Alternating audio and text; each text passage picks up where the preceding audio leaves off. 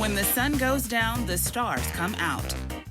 From deep in the heart of Texas, it's the Star at Night. Coming to you from the Cowboys facility at the Star in Frisco. With your hosts, Kelsey Charles and David Hellman.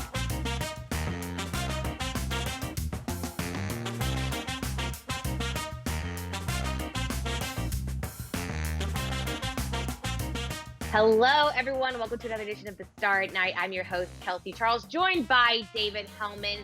Dave, happy bye week.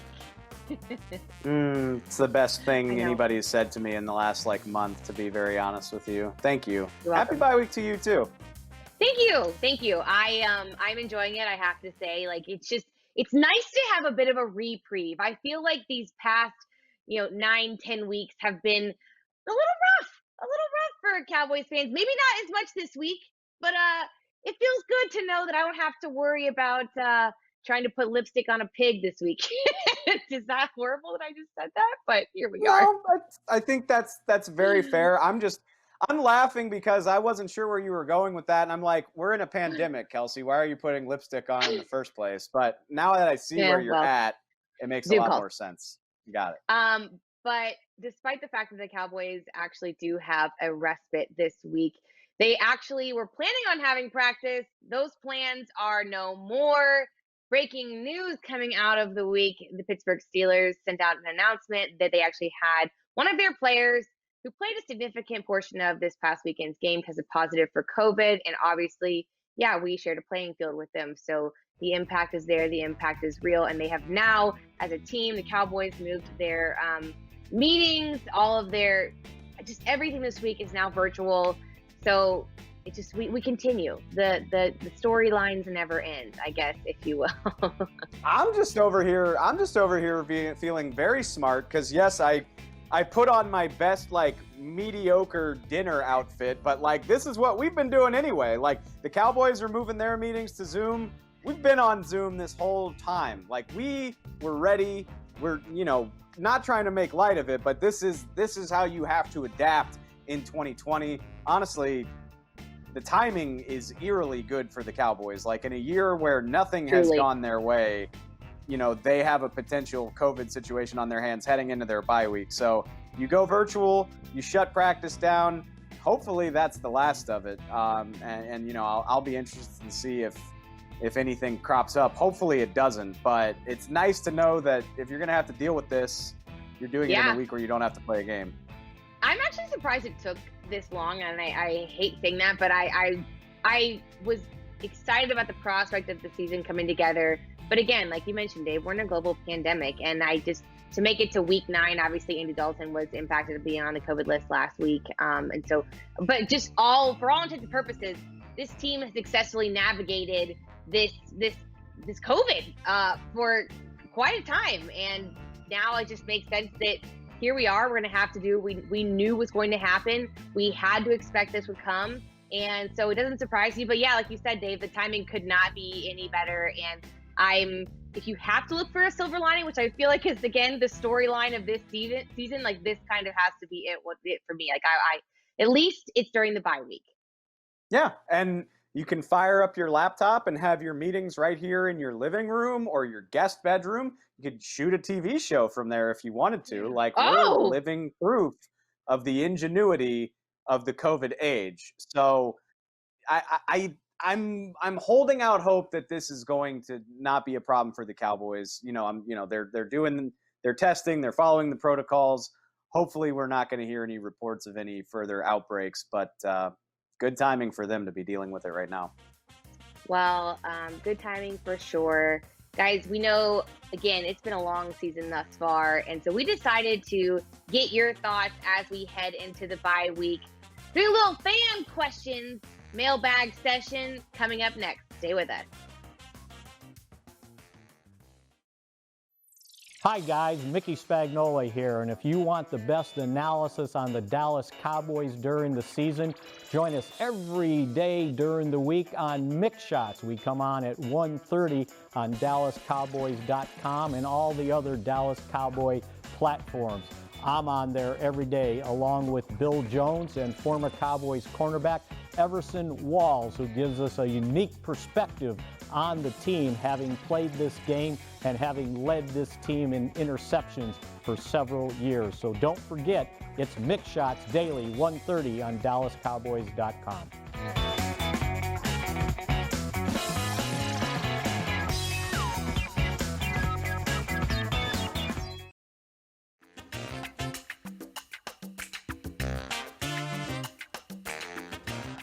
Welcome back. All right, Dave, while the team doesn't have much going on, the fans still have a lot to say this week. So we went ahead and opened up the mailbag. This is the mistake. They have a lot to say, but is it stuff we can read on TV? Listen, I mean, we censored it. We edited where we needed to. It's totally fine. Just go with it. Everyone's very happy to be here. We're all thrilled and all aboard the Cowboys train. So first up, we've got a question from Annalisa. She said, I know Dalton is supposed to start after the bye, but if he continues to play poorly, will McCarthy put Gilbert in mid-game or ride it out with QB3? Listen, we're all very, very proud of Garrett Gilbert. Together. Did you like that? Is that High School Musical? I don't know. Keep going. Wow, way to just derail that completely. Listen, we're all very proud of Garrett Gilbert. I don't mean that to sound condescending, but it's crazy to me that we're talking about replacing Andy Dalton, who's played a decade in this league. I know he didn't have great starts in the games against Arizona and Washington. I also know his offensive line was a mash unit. It's gotten a little bit better during his absence. I still feel fine about putting a 3-time Pro Bowler in the lineup. And don't get me wrong, I'm not trying to convince anybody the Cowboys are going to get on this crazy roll, but give Dalton a chance to show what he can do. If the season gets further away from you, you can always play Garrett Gilbert later. I don't understand why everybody's in a hurry to bench my guy Andy. Yeah, I mean, listen, he's a veteran. That's why they brought him in. Ultimately, whether you like it or not, he gives you the best chance to win whenever he's on the field, comparatively speaking. So I'm going to roll with him as well. But someone else has some questions about some position changes. I want to get your thoughts on this one real quick. Peyton Rawls, can they move Jalen Smith to another position that has him, quote, moving downhill? Could he not be in only pass situations just to rush the quarterback from somewhere along the D-line? You know what's interesting is in this game against the Steelers, he'd had his hand on the ground a few times. Yeah, that's a thing. And I think the Cowboys are trying to figure out how to utilize his athleticism. There's no way around it. You don't want him in coverage right now. It doesn't look pretty when he has to do that. So I'm with you, man. I hope they blitz him more. I hope they find ways to use him as a rusher because I think that's his best bet to start playing a little bit better. I had someone who made a comment about, is there any chance that we think there's some residual from his knee? Do you feel like that just has been just leftovers in terms of lack of movement in that type of coverage situation?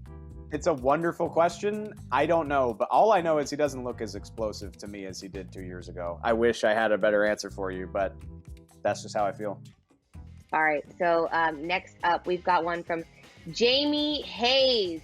Big fan of things. Great name, Jamie. Jamie wants to know, if this team ends up with a top 2 pick, do you consider Lawrence or Fields, or do you stick with Dak? The question that I know we will be beating into the ground and answering 10 different ways starting now. David, what's your first answer? This is the war between Team Tank and Team Dak. And we're going to be doing it. We're going to be doing this until April. So it's important to note, the reason this is relevant is that Stephen Jones was asked about it on Monday during a conference call with reporters, and he said, Dak's our quarterback. We're fired up about our future with Dak. And I'm not going to go as far as to say I don't believe him. I think he's telling the truth. I think Dak Prescott's going to be the quarterback here for a long time once he recovers from this ankle injury. All I know is NFL teams do their due diligence. It's only been 2 years since the Arizona Cardinals drafted Kyler Murray number 1 overall, a year after drafting Josh Rosen at the top of the draft. So teams do stuff like this when they have a chance to improve their quarterback situation. I think Dak is a safer bet than Justin Fields or Trevor Lawrence. But if the Cowboys wind up with a top 5 pick, don't believe anybody who tells you they're not at least going to look at it, because they are. And it's going to be dramatic and weird. And I don't know what else to say about it other than I'm a Dak guy, so I'm just going to ride with 4. Well, all I have to say is, coming from someone whose family went to the Ohio State, we all saw how the last OSU/QBU situation worked out in the league. So I don't know. I'm just saying. Dwayne Haskins is out here. Dwayne Haskins is just out here catching strays. Like, we weren't even talking about him, and you're like, by the way, he's awful. That's Jesus, my Lord. All right. Well, you caught all those questions. I just had to send some L's his way. Sorry about you, Justin. Listen, it is what it is at this point, my guy. But we've got more Cowboys talk coming up for you guys next. Stay with us. Hey there, everybody. Kyle Yeomans here with DallasCowboys.com, and I encourage all of you Cowboys fans out there to check out Talking Cowboys. The podcast is every week live on the website and on all social platforms at 9:30 every weekday morning. We've got myself alongside Isaiah Stanback, who's actually won one of those during his playing career as a former Dallas Cowboy. He won it with the Giants, but we'll forgive him for that. We've also got Heckma Harrison along with Dallas Cowboys insider Rob Phillips. It's a ton of fun every weekday morning at 9:30. Check it out on DallasCowboys.com.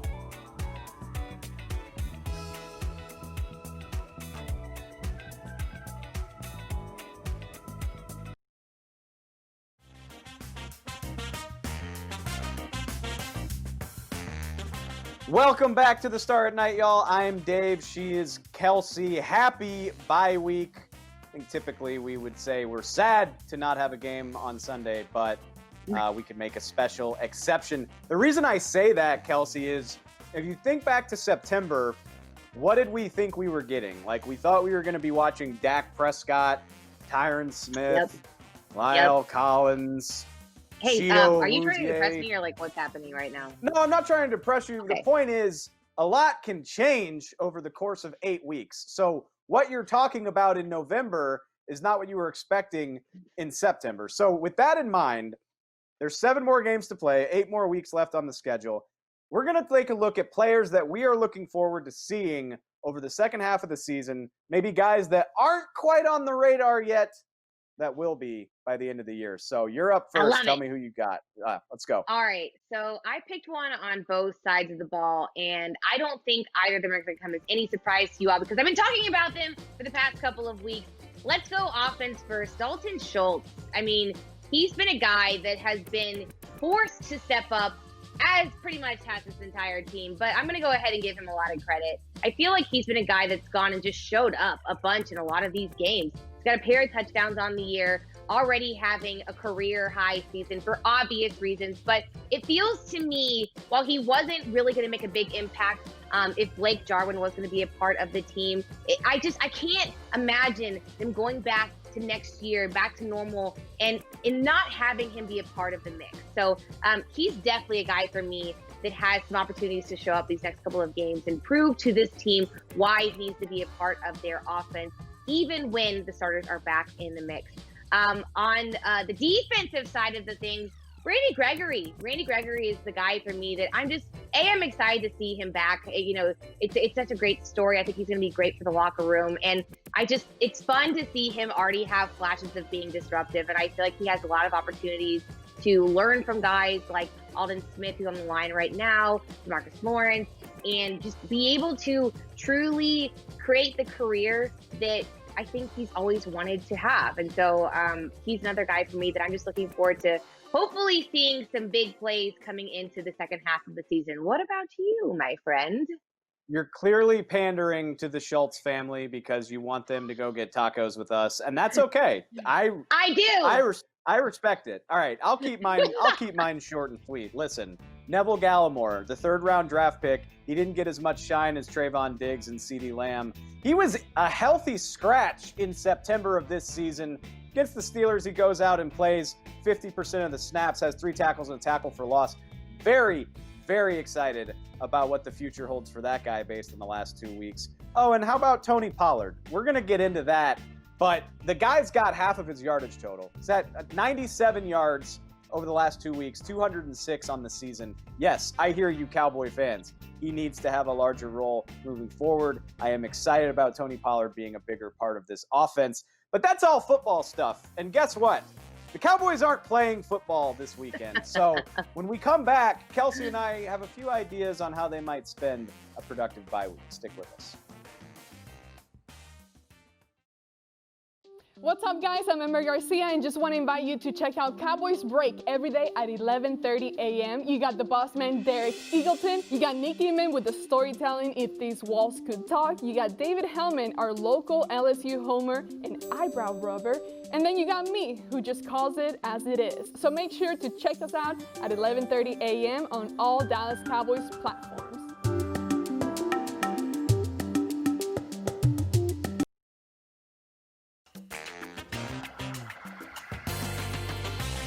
Welcome back to the show. As we've already said, it's the bye week, and guess what? Typically, that means guys are getting out of practice and jetting off to Vegas, maybe South Florida. Maybe you take a trip with the fam.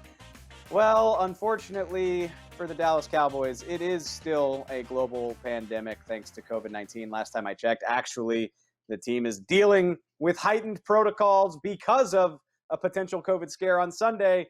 So, sorry, Cowboys, I'm not quite sure this is going to be the most fun bye week of your lives. Kelsey, in these circumstances, can you help me brainstorm up some ideas for the Cowboys to do to have some fun? Well, I think if anyone who follows me on any sort of social media knows that I am notorious for not having watched any movies. Yeah, I post a lot. Shameless. But I am horrible with movies. And this week feels like the perfect time to just catch up on any and all things. Like, guys, it's so bad. I haven't even seen Titanic. Like, I don't know what I don't know. I only know these references from the internet memes. Like, so I feel like I'm just going to use this week for a purely educational experience. That and maybe a bit of like staycationing, maybe get some takeout, some ordering to go. I might do like the great taco showdown and just favor a bunch of different types of tacos from different places. Like, that sounds very aligned with something I'm definitely going to be doing. So yeah, I think that's those are my plans this week, Dave. What you got? I'm glad you mentioned favor, because what I would do with my bye week is a little shameless self-promotion. Maybe you've heard Favor is the title sponsor of the Star at Night. We love them to death. You absolutely have to heard of them. It's an app. You can use it to order literally anything you want to your house. And guess what? When you shoot a TV show at home, that's what you can do. You can even do it right here on the set. Mi Casina, wonderful Tex-Mex restaurant here in the DFW area. They got locations everywhere, including at the Star in Frisco, which is nowhere near me right now because I live somewhere else. But Kels, there's like 19 locations for this restaurant. So why don't you just sit back and favor some food and just relax? Like, there's no need to go out in public. They'll bring it right to your door. Wow. Are you going to share some of that? Do yourselves a favor and use here during the bye week. Yeah. All right. I'm actually eating this, so you go ahead and close this out. Well, while Dave finishes his lovely favorite meal from Mi Cocina, guys, hopefully this gives you enough time to go ahead and order yours, open up your apps and do so. We've got a quick break and we will be right back. Stay with us. Hi guys, Mickey Spagnola here, and if you want the best analysis on the Dallas Cowboys during the season, join us every day during the week on Mix Shots. We come on at 1:30 on DallasCowboys.com and all the other Dallas Cowboy platforms. I'm on there every day along with Bill Jones and former Cowboys cornerback Everson Walls, who gives us a unique perspective on the team, having played this game and having led this team in interceptions for several years. So don't forget, it's Mix Shots daily, 1:30 on DallasCowboys.com.